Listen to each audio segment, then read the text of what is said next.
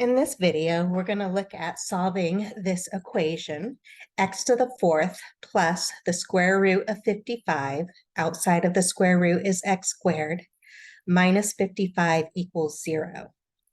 So looking at this, we can go about solving this by using a substitution to manipulate this to look like a quadratic equation.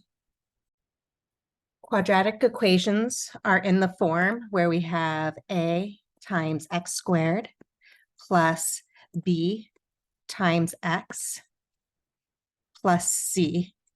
And if it's an equation, it's equal to 0. So we want to manipulate the equation that we have to be quadratic. So looking at this, normally this value right here, in our case, the x squared, is what we're going to choose to be our u value. That's usually a trick if this is going to work. So let's first go ahead and rewrite what we have in our equation to look like a quadratic. So recall rules of exponents. If you had a power raised to a power, this was equal to b to the m times n power. So if I have b raised to the m, all raised to the nth power, this was equal to b to the m times n power. So let's rewrite this x to the fourth as a square. And so if we allow this to be x squared, quantity squared, because 2 times 2 is 4, so that's equivalent to what we have above, plus the square root of 55, all times x squared minus 55 is equal to 0.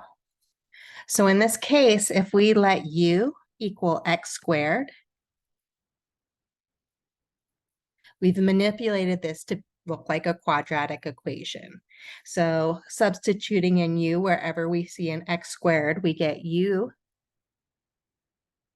and then that u was squared, plus the square root of 55 times u minus 55 is equal to 0.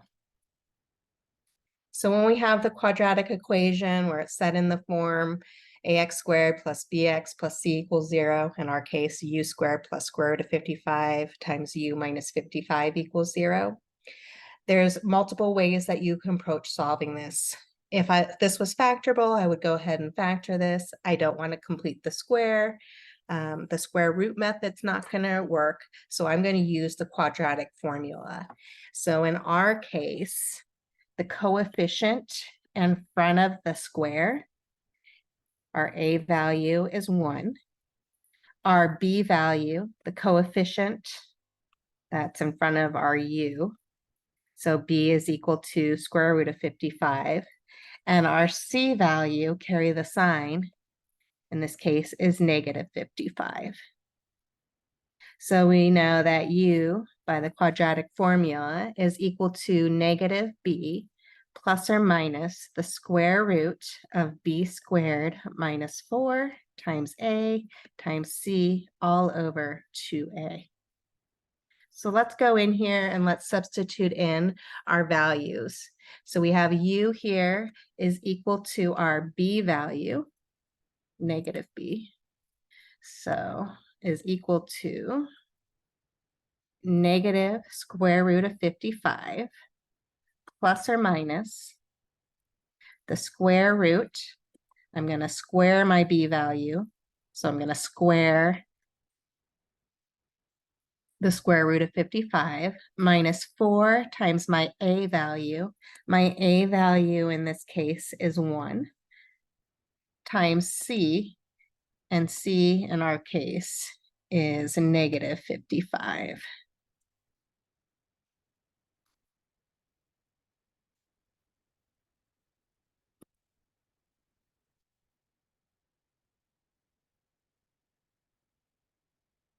All over 2 times our a value, which again is 1. So let's go in here and let's simplify this down. So we have u is equal to negative square root 55 plus or minus the square root. Well, square root of 55 squared is just 55 minus 4 times 1 times negative 55. Well, that gives us plus 220 all over 2 times 1, which is 2. So we have u at two values, the negative square root of 55 plus or minus the square root of 275 all over 2. So again, we have two separate values. I can't simplify this where without rounding and plugging it into the calculator. So I have u, one value is negative root 55 plus the square root of 275 all over 2. And then I also have the u value of negative square root of 55 minus the square root of 275 all over 2. So those are the exact values of u. The thing is, we were trying to solve for x, and we had let u equal x squared. And so I can go back in and I can say, well, x squared then is equal to u, but one of our values of u was negative root 55 plus the square root of 275 all over 2. If I solve for that equation, I can take the square root of both sides. Taking the square root of the x squared is going to cancel, is equal to plus or minus the square root of negative 55 plus the square root of 275 all over 2. And that's underneath the main radical. So this is what x is going to be. I'm going to get two different values for this u. X is equal to plus or minus the square root of, underneath the main radical is negative square root of 55 plus the square root of 275 all over 2. So the exact same thing for the other value of u. The other value of u, we're going to say x squared is equal to negative square root of 55 minus the square root of 275 all over 2. Taking the square root of both sides, we get x is equal to plus or minus the square root. Everything underneath the square root is a negative square root of 55 minus the square root of 275 all over 2. So when you're plugging this in, the solution, it asks to round to the nearest hundredths. So let's plug this into the calculator and see what we get.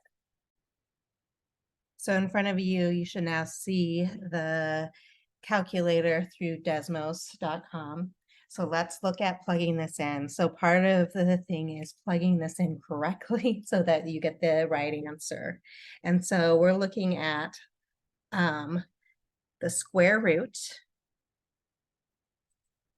Underneath the square root, we have a fraction. And so we want to make sure that we put parentheses around the numerator.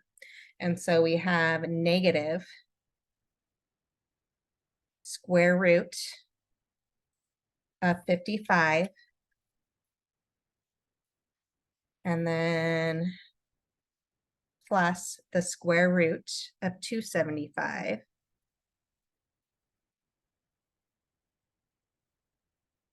And our parentheses for the numerator, and then we're going to divide this all over 2. And so looking at this answer, when I plugged in this, I get, and it wanted me to round to the nearest hundredth, so I have 2.14. So there was a plus or minus in front of my radical. And so one of my answers is this 2.14. I'm going to copy this. And the other answer over here is negative 2.14. So I'm going to push return. I'm going to paste what I have. I'm going to go back up here. And the only difference with this solution was there was a minus in between. So notice that in here I have this undefined, and this is because I have a negative. When I simplify this, I have a negative underneath this main radical. And so that's not giving me back a real solution. So I only have two solutions here for my answer for this quadratic equation. Two of them are real and two of them are complex number, imaginary.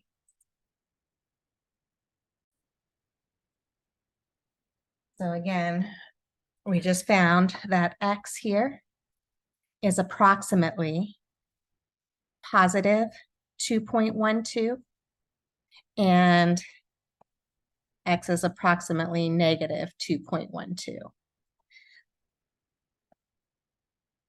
So we have the exact solution and we have the approximate. Here, this is not a real number.